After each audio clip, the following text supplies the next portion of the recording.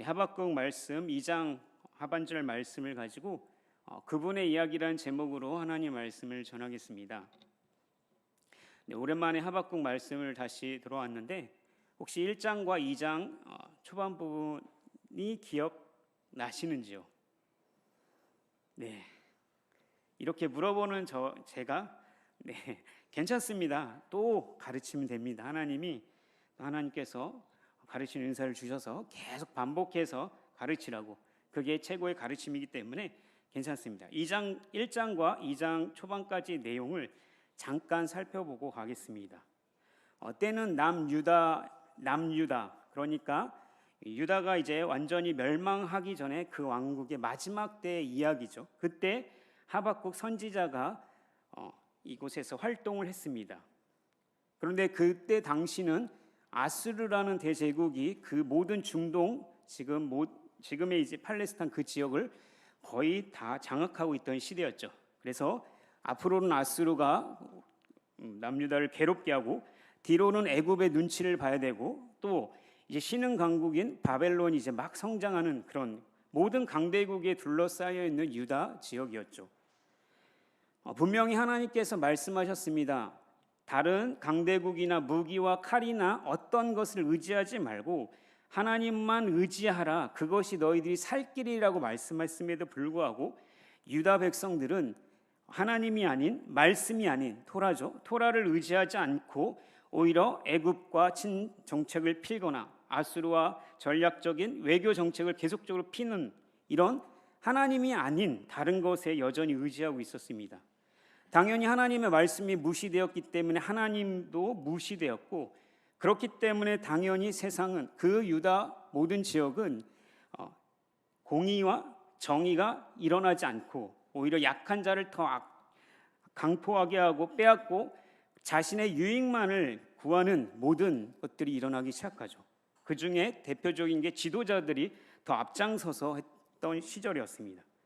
이런 것을 보고 하박국이 하나님 앞에 토로하면서 하나님께 항변하듯이, 마치 어린아이가 하나님 아빠에게 뭔가 무엇을 요구하듯이 엄청나게 하나님께 요구하는데, 그 요구의 기준은 그것이죠.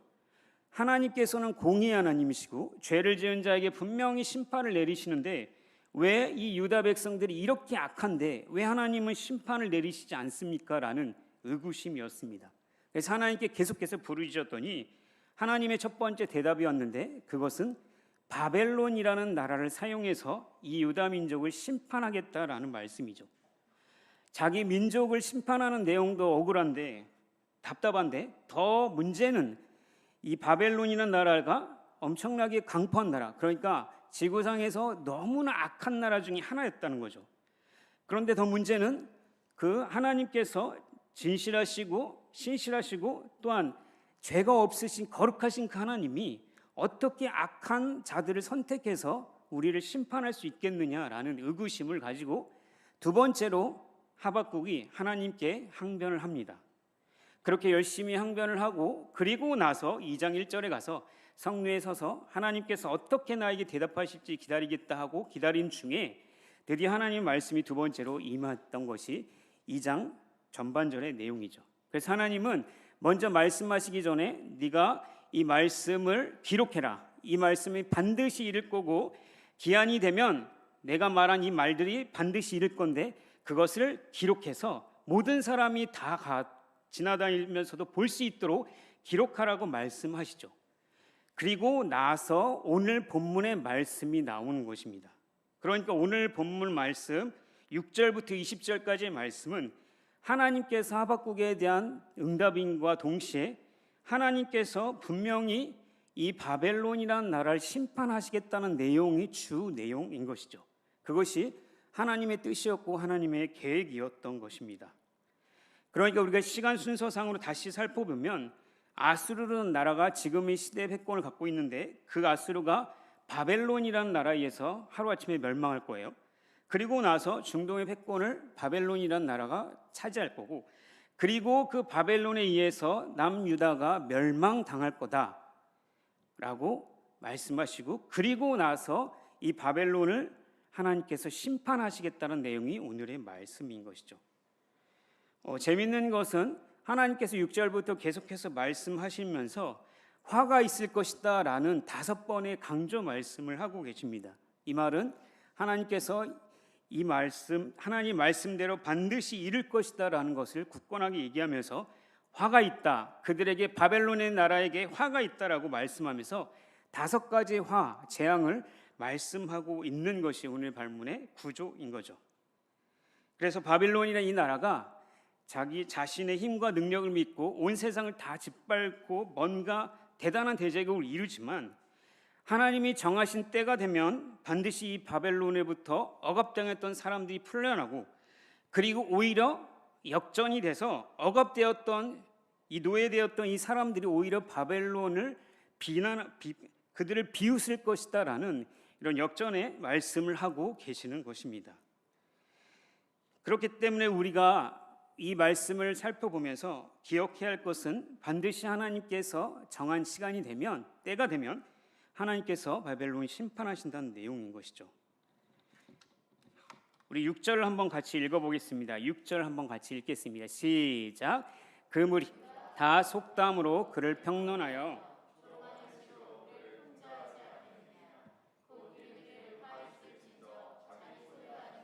모으는 자여 언제까지 이르겠느냐, 볼모 잡은 것으로 무겁게 짐진 자여.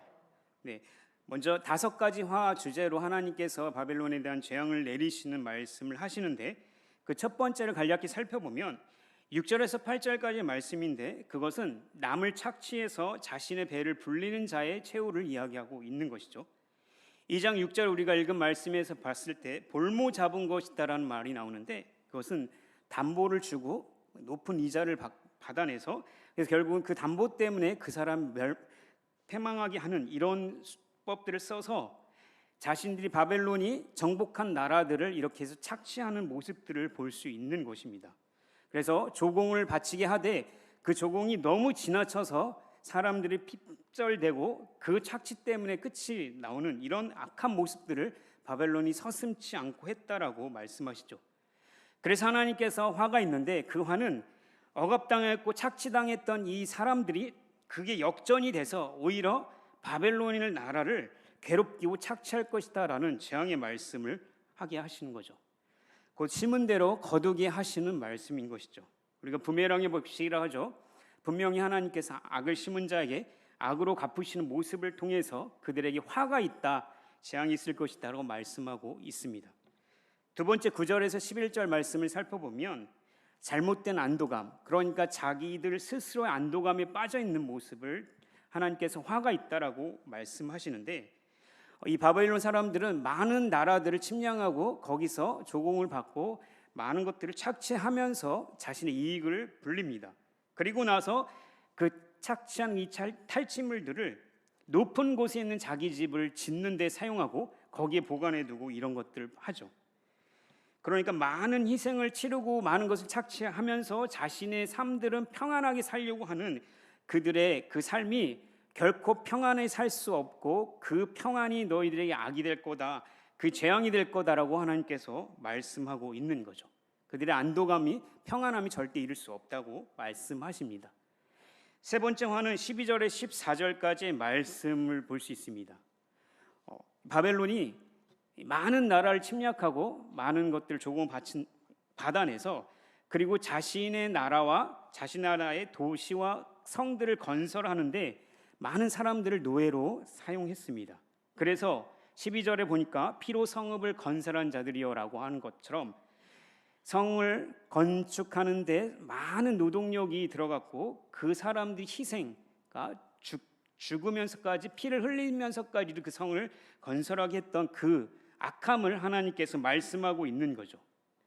근데 여기서 또 재밌는 것은 이것이 단순히 바벨론이라는 나라뿐만 아니라 모든 인간의 역사를 살펴보면 어떤 큰 제국이 일어나기까지는 분명히 착취한 것, 착취당한 그 민족을 통해서 엄청나게 하나님이 싫어하시는 남을 착취하고, 그리고 그들의 피를 가지고 도시를 건설해 나가는 것은 세상 역사에서는 너무나 흔한 이야기였던 거죠.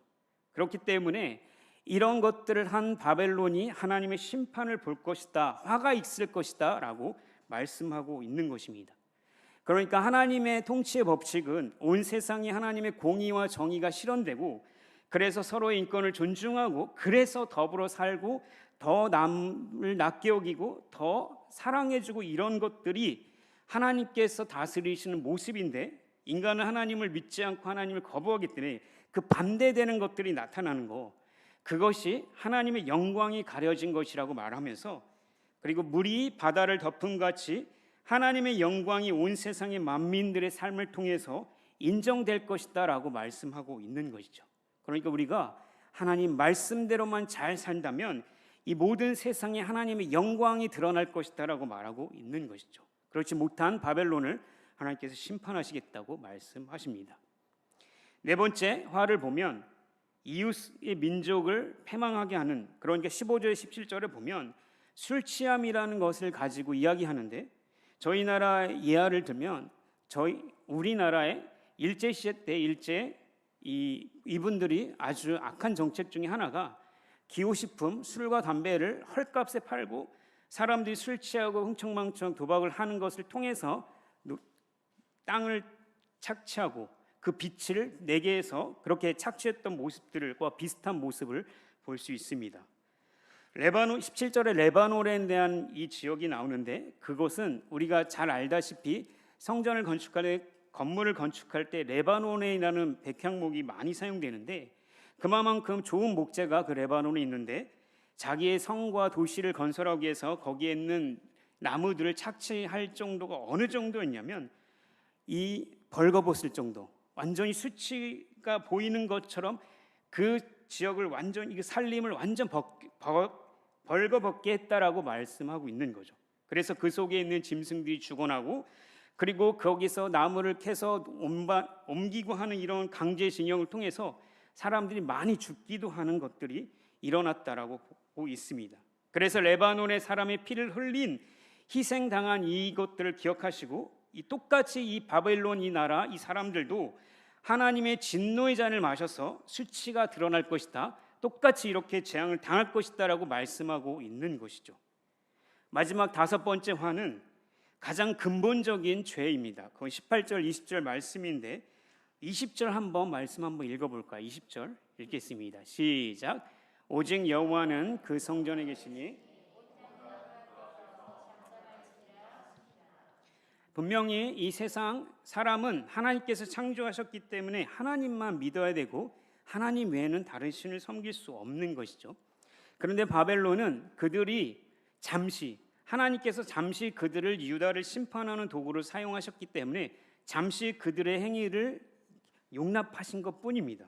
그런데 그것을 모른 채 자신들의 힘과 능력으로 한 것처럼 여기고, 그래서 자신들이 모시고 있는 그 신이 다른 신들을 이겼다라고 생각하고 자신들의 신에게 경배하고 제사하는 일들을 서슴지 않았죠. 물론 그런 것들은 모든 그 고대 근동 지역에 흔한 것들이었습니다. 우상을 섬기는 건. 그런데 문제는 하나님께서 허락하신 것을 자신의 힘이라고 생각하고 모든 나라들을 압제하는 것, 그것이 가장 자기 자신이 신이 되는 모습을 통해서 하나님께서 그 우상 숭배하는 이 바벨론 나라를 내가 심판하겠다 라고 말씀하고 있는 것입니다.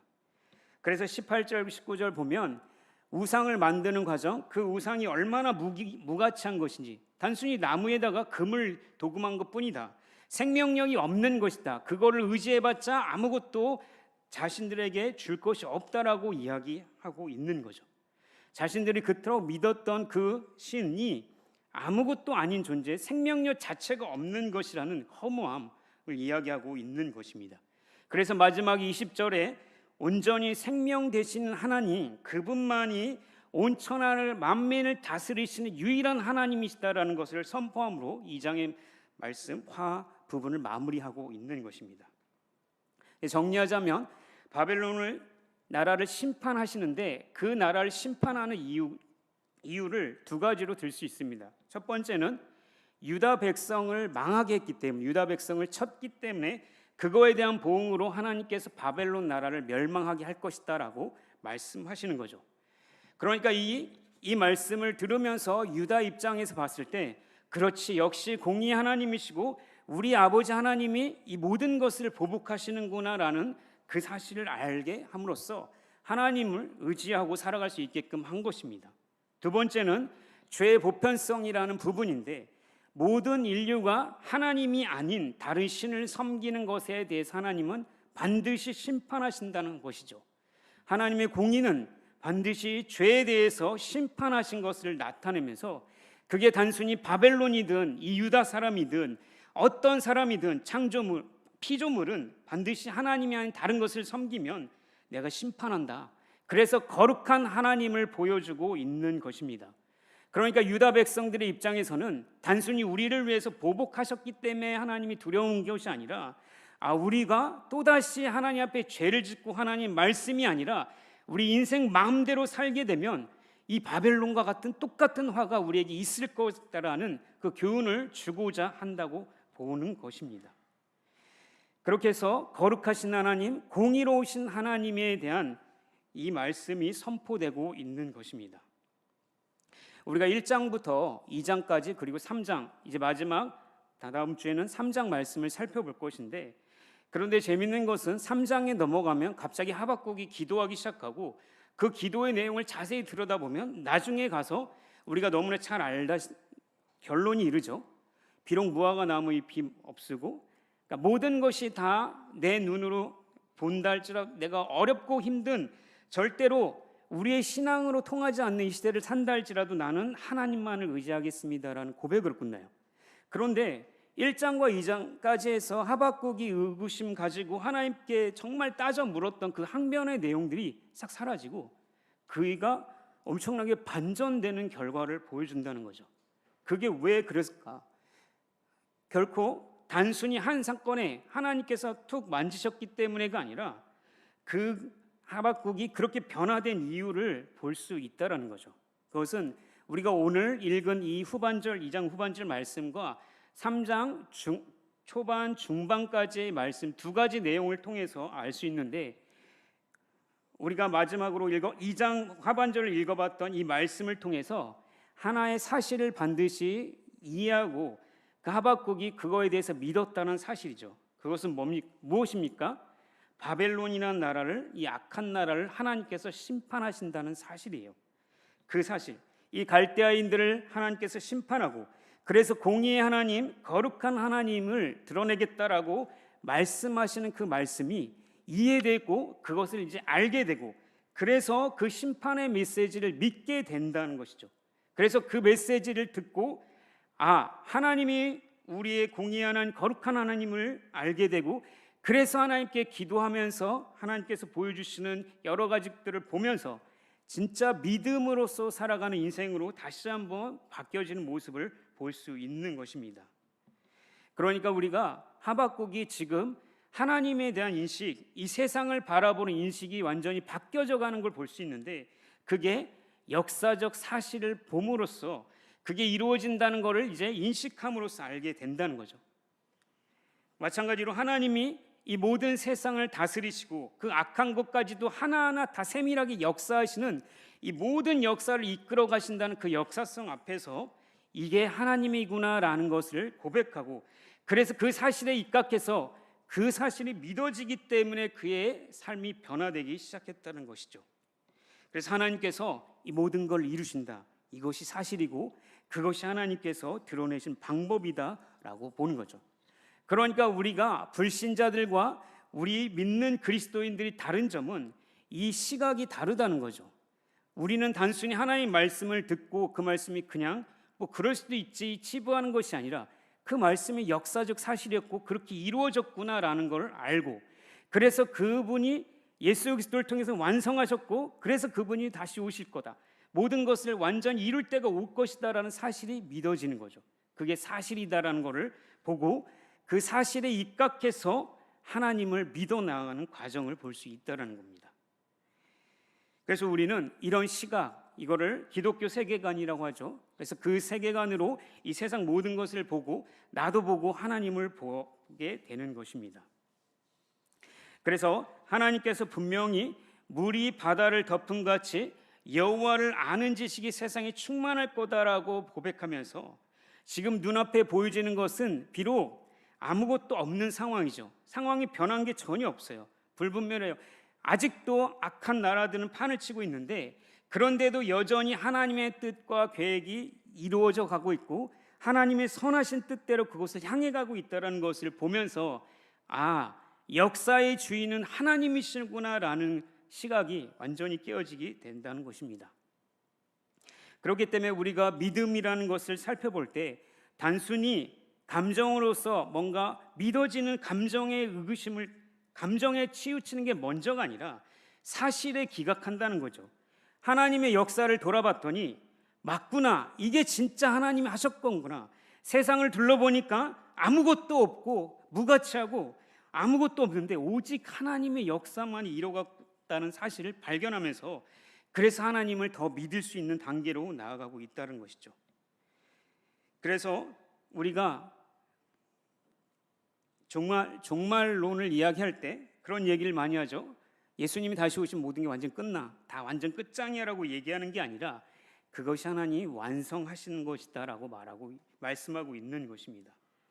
정리하자면 그 역사적 사실 객관성에 따라서 우리가 그걸 이해하고 그리고 앞으로 하나님께서 하실 일들을 믿고 나아가는 과정이 되는 것입니다. 네, 오늘부터 이제 저희들이 너무나 우려했던 큰 사건이 있죠. 네, 저기 옆에 지방에서, 지방은 아니죠.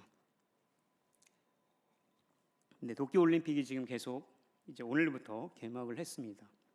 그래서 올림픽 뭐 종목 이런 거 좋아하는 건 별로 없는데 요즘 배드민턴을 해가지고 배드민턴을 좀 어떤 선수가 나오나 이거 좀 자세히 봤는데, 그게 중요한 게 아니라 이걸 막 배드민턴 선수를 보면서 어떻게 될까, 이번에 특히 탁구, 또 우리 한 목사님께서 탁구 유망주 친구에 대한 프로필을 막 설명해 주시는데 막 기대가 되는 거예요. 이 친구 얼마나 잘할까? 그래서 설교를 준비하면서 예전에 2002년 월드컵이 생각나더라고요. 혹시 2002년생은 없으시죠? 네, 20년 전인데 그때만 생각하면 어떻습니까? 그때 그 동영상을 다시 보면 우리의 마음이 어떠죠? 너무 설레고 우와, 너무 좋잖아요. 특히 저는 이탈리아전을 절대 잊을 수 없는데 우리가 이탈리아에게 1대0으로 모든 사람들이 다 평론을 내린 게 1대0으로 질 거다라고 했죠. 근데 말 그대로 1대0으로 전반에 지고 있었어요.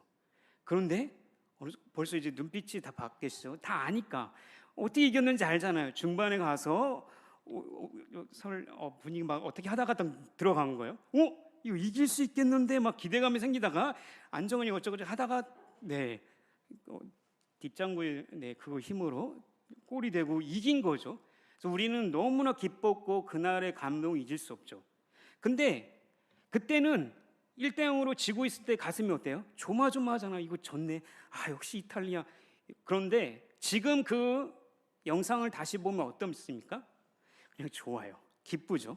왜 그래요? 결과를 아니까요.